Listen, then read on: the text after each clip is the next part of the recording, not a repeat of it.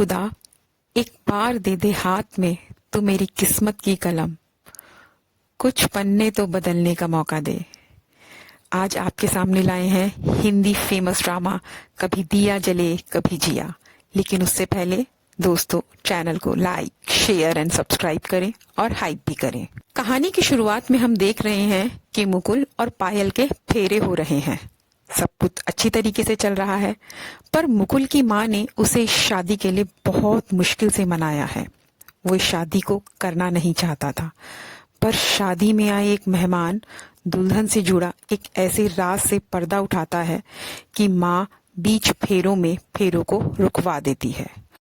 वो मुकुल को बताती है कि आज से 5 साल पहले इस लड़की का बलात्कार हो गया था, जिसकी वजह से वो प्रेग्नेंट हो गई थी और उस समय वो नर्सिंग होम्स के चक्कर काट रही थी उस बच्चे से छुटकारा पाने के लिए।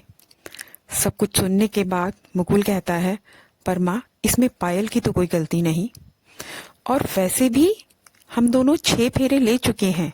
ये कहाँ लिखा है कि शादी 7 फेरों के बाद ही पूरी होगी? माँ, ये शादी हो चुकी है। पायल मेरी बीवी है और वो मेरे साथ घर चलेगी।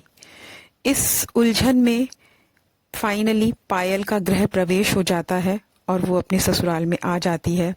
और जैसा कि उसकी माँ का उस समय रुख था, वो अपनी बहू को पसंद नहीं करती। पर खैर, रात को पायल मुकुल का इंतजार कर रही है।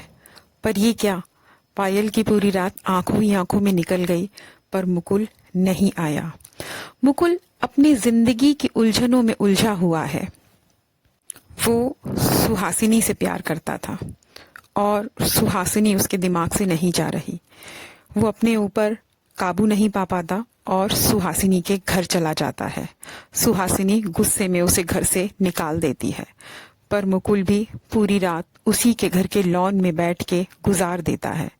तब फ्लैशबैक में दिखाते हैं, वो दोनों अपने रिश्ते में बहुत खुश थे। उन्होंने अपनी शादी को भी प्लान कर लिया था।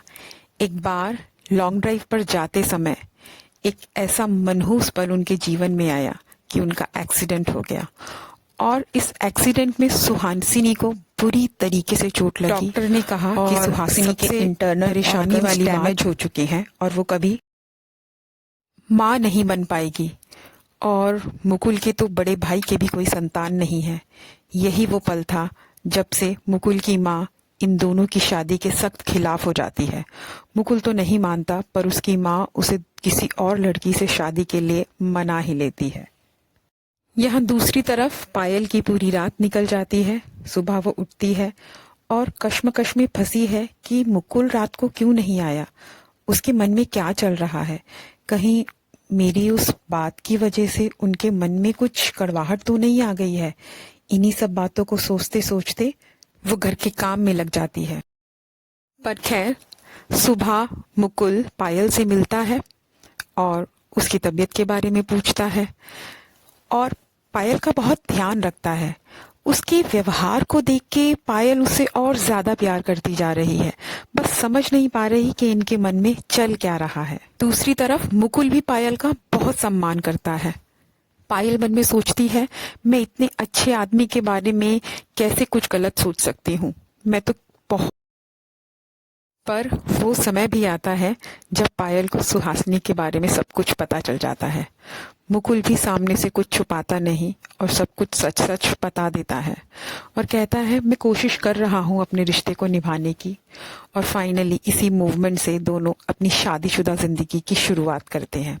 अब वो कोशिश कर रहे होते हैं कि उनकी जिंदगी में एक बच्चा आ जाए, जिसमें उन्हें कामयाबी नहीं मिल पा रही है। तो वो डॉक्टर से मिलते हैं और यहाँ दोस्तों, मुकुल को पता चल जाता है कि 5 साल पहले पायल का जो अबॉर्शन हुआ था, उसकी वजह से वो अब कभी भी माँ नहीं बन सकती।